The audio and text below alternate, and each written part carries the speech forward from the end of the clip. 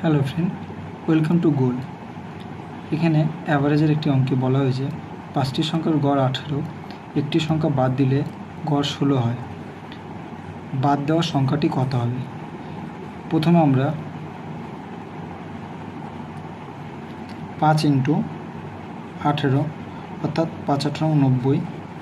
দেন এখানে বলা হয়েছে একটি সংখ্যা বাদ দিলে, অর্থাৎ একটি সংখ্যা বাদ দিয়ে আমরা 4 হলো, এর গড় বলা হয়েছে 16 অর্থাৎ 64।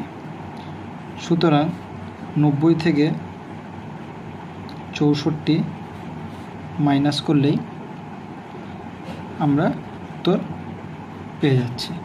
তাহলে বাদ দেওয়া সংখ্যাটি হলো 26।